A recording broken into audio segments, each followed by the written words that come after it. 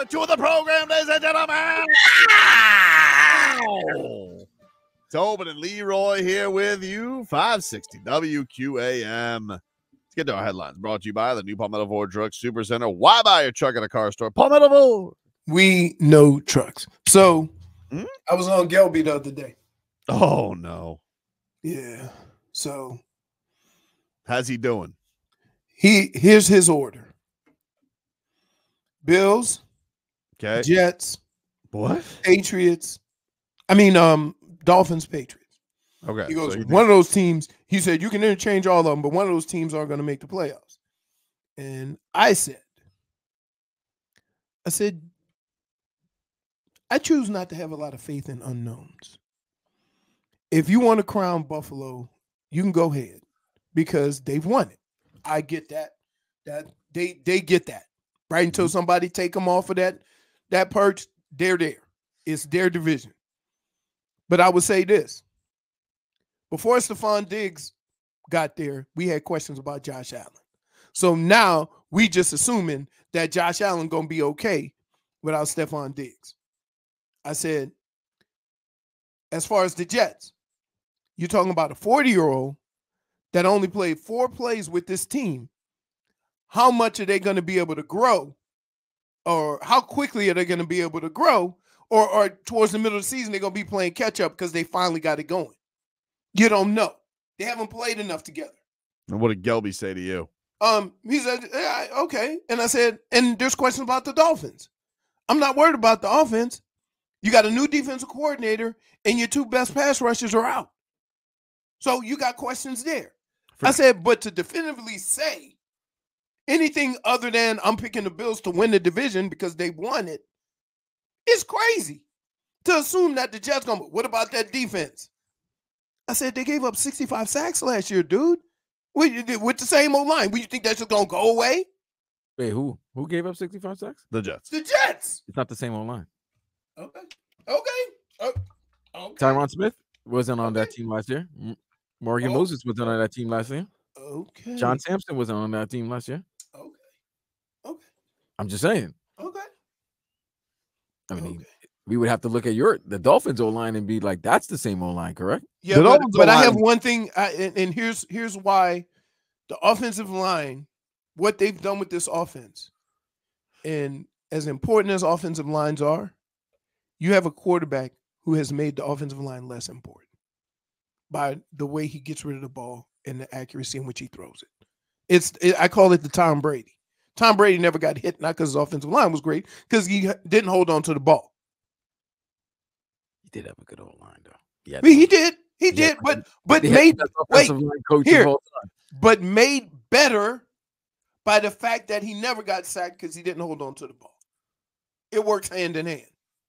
This is an interesting thing though, because it was like I do feel like, and we brought this up earlier in the week because it did feel like, I was also doing, people are like, oh, well, how much respect should you give the Jets? And it is just hard to know because it is contingent upon. It does feel like, yes, they have a lot of talent. I'm not going to dispute that the Jets do have a lot of talent all over the place, but it is contingent upon, hey, what is this guy at 40 years old off his pastrami Achilles? What is that going to look like? It's a lot different than a guy like Jalen Phillips who's beating science. I'm not saying here.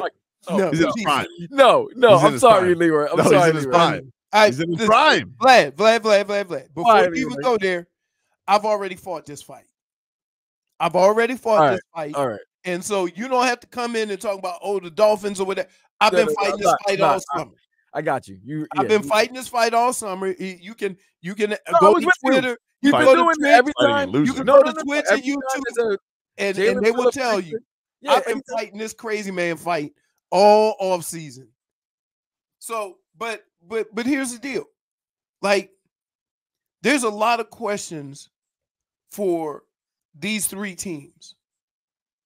But of the 3 teams, I would say the team that is going to be relatively consistent in their strength is going to be between the Jets defense and the Dolphins offense. Now, that being said, like I don't know what Aaron Rodgers is going to be. Aaron Rodgers is 3 games better than the records that the quarterback. Oh, okay, but you're still making an assumption that a 40-year-old coming off Achilles is going to be healthy. So a 40-year-old who's played and been in the league for 20 damn years, who's won 4 MVPs. What are we talking about here? What does that have to do with his Achilles? Because Achilles ain't winning no MVPs. He don't gotta move like Jalen Phillips. All he has to do is go side to side. Oh. The same way you were saying how Tua is good because he can get the ball quickly. He releases the ball quickly. So does Aaron Rodgers, who has a better arm than the guy you're talking about. Jalen Phillips needs to use it. Aaron Rodgers holds the ball longer than Tua. Yeah, but Aaron Rodgers has to play every play. Like, that's the difference. Right. Like, Jalen Phillips, they can bring along and they can spoon feed. Listen, I'm not. See, everybody thinks I'm hating on. Like we've everybody seen that. Thinks I'm hating on Aaron Rodgers. I'm not hating on Aaron Rodgers. I'm hating on his Achilles. But you've also seen you can also see like they do this with older pass rushers too, where they'll bring the guy in just to be in specialization. Like you can do that. You can do that. Who the Dolphins brought in last year? At the end of the year, woo! He's not going to want that? No, because his contract, he's about to get paid. Yeah, but he's not. But he's a first round pick. Like he has an option year too. It's not like he's on. It's not like Javon Holland where he's playing on the last year of his deal. He's gonna want to make sure he gets paid. So here's the deal. Here's the deal. Like Vlad, I get all your optimism, and I'm not. I didn't say I'm not angry or anybody that feels that way, right? It'll be interesting to see who's going to step up into that Stephon Diggs role for the Bills. For the Bills, because history, not Leroy, history has shown he needs a stud. But I will say, we're going to be tuned into that first Dolphins-Bills game, week 2. Like, it's going to feel like the whole season's on the line that week 2. It is. For who? For the Dolphins. Of course we're gonna Oh, dude, it is. Absolutely. If the Dolphins lose to the Bills week 2, this fan base is going to be beside themselves. They want a game. They want to show it's something different right off the bat. And if you go and lose week 2 prime time with that bum Fitzpatrick calling the game, yeah, that's not gonna. I don't know why I had to add that. But the point is you got to take that week 2. You have to. No, but it's a 17-game season, right? And for this team, the most important stretch of the season will be after Thanksgiving. Well, starting on Thanksgiving. Ooh, that's the worst Thanksgiving game ever, man. You get poor Miami fans got to go to Green Bay. Juicy schedule. Juicy. It's frigid. Juicy. No. The coldest month is January. Well, we're in Green Bay. I've been to Green Bay. You've been to Green Bay. It gets cold in October. It gets cold, but I'm talking about what they went through when they went to Kansas City. Okay, but it still might be that on Thanksgiving night in Green Bay. November 28th, night game in Green Bay. I don't exactly think that's going to be fantastic. 8:15. November, it'll be between 10 degrees. 35 and 50. No way. Get out of here, Leroy. I went there in October. It was 23 degrees. What are you talking about? I spent half my life up there. Come on, Vlad. Come on, man. They got Vlad. Changes. Things have changed over the last 30 years since you were playing over there. Yeah, global warming, Jack. Exactly. That's what I'm saying. It's warmer. It's going to get cold. You know what? We can check right now. Hold on. I'm going to check right now. Check. I think we did this. I feel like it was somewhere in the 30s last year. I think we did check this. They got three Chili Willies to end the season. I'm going to Cleveland. Yeah, you got Thursday, November 28th, Thanksgiving night at Green Bay. Then you have December 29th in Cleveland. Yeah. Sunday Night Football. I'm assuming it doesn't get flexed. And then the final week is Dolphins Jets on the road. So, and January. You ain't liking the numbers. I could already tell. You're right. It says late November temperatures are often in the mid-50s. Yeah. Like, dude, I lived half my life up there, dude. It's a fair point. By the way, You see all the Vikings. Hold on. See the Vikings fans ripping on the. Why is everybody doing the all at white? Night, Vlad, at night it'll be between 35 if it's chilly and about 50 degrees at night. Schmeathan says that Leroy hasn't been to Green Bay since the internet was. Really? Sorry. He said it. Well, he's right. Listen, he was right. He said it. It's between 30 and 50, but it was cold as hell when I went there, and it was October. No, dude, but I'm telling you, Thursday night football. Thursday night football, week 2. That's a statement game. It is. Come on, dude. Statement game. Nah, come on. Don't it's a do statement game, dude. How? Ask you a question, Tobin. I'm not gonna let you guys dismiss this. Tobin. Yeah. Hold on 1 second. 1 second. Can you have a statement game with two of your best players probably not going to be back? Absolutely. Absolutely. You're asking for so it's not going to matter that Jalen Phillips or Chubb aren't playing. Chop needs him to drop that week. So now you're going to put all that on a rookie. Chop needs a new drop. I heard you. Chop needs him to drop. You know what I mean? I need him to drop. Them Jones. Hey, I see. This is the unrealistic, stuff that drives me crazy. Why, dude? I'm telling you, a week 2 statement game is a thing. No, it's not. No, it's not. You want to be playing your best. You want to be playing your best football in week 16. Can I make it a poll? 17. Can I make it a poll? Huh? Can I make it a poll?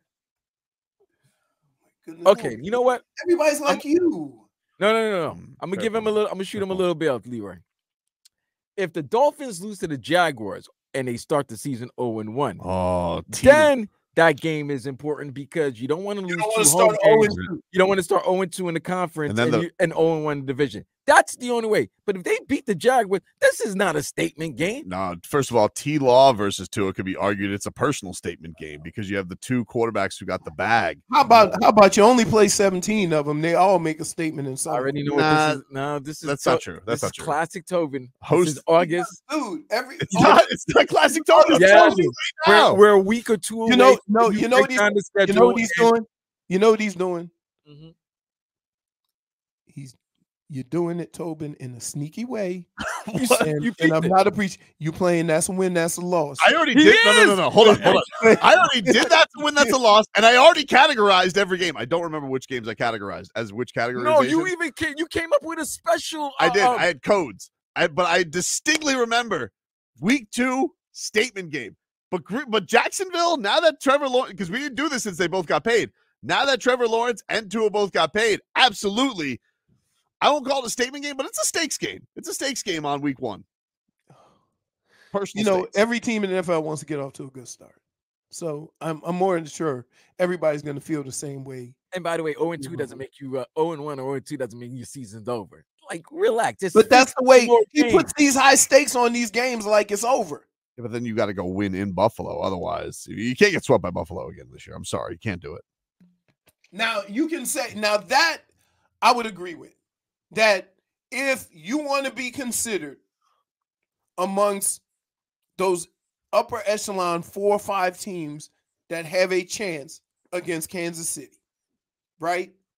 Then you got to beat a couple of the other 4 or 5 teams. And you definitely have to beat them at home. That much I agree with. That much I agree with. But here's what's going to happen. You ready? It's going to be 4,000 degrees, right? And if the Dolphins run up through Buffalo, then it's going to immediately move to, well, they got to beat them up there. Until they beat them up there, it's not going to matter. No, if they get the first one, it puts it easy. I mean, asking to sweep Buffalo is a big ask, but I can't get swept. Listen, no matter how big a game the Dolphins win early in the year, no matter how big a game they win, they all gonna say, okay, but how are they gonna finish? But we also got to exercise the demons for PTT, which has been a thing. What the hell is PTT? Primetime Tua. It's been a thing. We need primetime Tua to show up. A quarterback for 2 seconds. Dude, no, he hasn't. And second of all, stop. Don't do that, Leroy. Don't do that, Leroy. Primetime Tua. Wait. So he needs a showcase game. So say he's been a quarterback for 2 years, I say. All right. So in those 2 years, that's not very long in the NFL, dude. But he's been on primetime games, bro. Like, yep. You know. Yeah. Okay. You don't want to start getting that Kirk Cousins narrative that you can't. You don't want to be left to Kirk Cousins. Kirk Cousins been in the league forever. Yeah, right? but everybody knows about Kirk Cousins. Peyton Manning had it too. Like this is not. Let's not make it sound like this is the only player we've said this about. Right? There's a number of quarterbacks we have said this about. I need PTT to show up, dude. Need it. Take a break. Dolphins camp's going on right now, and looking like businesses in action. Devon Achane today. He has the orange jersey today. So the Dolphins star running back got the aux. He got to have that going for him. You think they're still going to give the starting role to Mostert? Yeah, I think so. I think so. They use. I mean, you know, they use equally as much. Like they seem to get about the same amount of carries. Yeah, Devon. It feels like they're moving him all over the place. They're putting him out wide. The one practice I was at this year, they put him everywhere. Like it seems like they're using him like Debo. Yeah, they were using him all over. He's I think going to be the toy that's all over the place. But you know why they do that, right? Tell me. It's the same way as what Sudan did to Steph Curry. They just keep pick and roll until they get the guy they want on him, right? Well, you do all these different formations. Remember I said the same thing about the tight end? You put a tight end in the game, it forces the defense to go regular defense. Mm-hmm.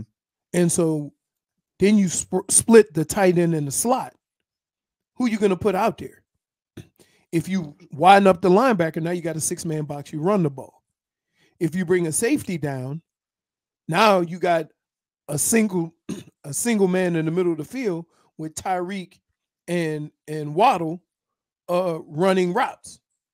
And so you can just create mismatches using these various players who are multi-dimensional and give them ability to create the mismatch you want. And you do it under certain downs and situations or whatever. So you move him around in a slot. So now you technically have 3 wide offense that you're running against regular defense. And that's what you want. You don't want them to be able to move their nickel in and bring their extra cover guy to cover your tight end or your running back. Wanted to get your thoughts on this, Leroy. So this is a story from Mike Florio, who I think could best be described as a Miami Dolphins snitch. Like, I just always feel like he's always got something that he's trying to like expose the Dolphins on, you know? Mm-hmm. No, he's on with Joe every Friday and he tries to play the good guy, but something going on with that Pro Football Talk blog where that just reeks of Miami Dolphins snitch. Ooh, I get to this story. Mm-hmm. He says, cheat motion is now officially cheating. And he has gone out here and he has said, last year, a new pre-snap technique began to spread throughout the NFL. This year, the NFL is trying to end it. Some call it speed motion. Some, like 49ers coach Kyle Shanahan, call it cheat motion because it's cheating. And officially now, it is cheating. Here's the key sentence added by the NFL rule this year, Article 4, Rule 7, Article 4, Section 2 of the official playbook. Any eligible backfield player who changes his stance does not have to come to a complete stop prior to the snap, as long as his actions are not abrupt, false, or forward. Per a source with knowledge of the situation, that directly is aimed at the split-second forward motion movement by players in motion. The Dolphins, 49ers, and Rams used this last year. Here's the deal. It's always been a rule. They just never called it. When you go in motion, if you start a forward move, then you're in illegal motion, right? You can always go lateral. But they would cheat on it by turning up. So when an inside receiver would go outside, he would start turning before the ball was snapped. You never were allowed to do it. They just never called it. So now all of a sudden you're making it sound like it's a new rule when it never was. All he had to do was go to every team and say, stop doing it. We're going to start calling it. End of discussion. It's not cheating. It's not nothing. They weren't calling it. Tabakins, that's where he says, Florio, typical rat behavior. So basically, when you notice, right, what teams are starting to do is you never did motion to the same side, right? Now that inside guy does that quick motion outside of the receiver, or the outside guy does that quick motion inside, right? All they're eliminating is that gentle move forward. So when he starts to turn his body forward, right? Or he moves forward, that's the only difference. And what can so you call it? All they're doing is saying, hey guys, it's like holding. We're going to pay more attention to this. That's all that is. It was always a rule. Puts a quote from Kyle Shanahan, says, it looks hard to stop people like Tyreek Hill and Debo with and stuff with a running start. It usually is only in the CFL, so it's cool to get them running sideways and still find a way to hit it vertically, Kyle Shanahan said last October. Right. Tyreek Hill says it definitely allows us to catch the defense off guard in many ways. He says, Flora writes, that advantage is now gone in theory. The challenge becomes officiating it.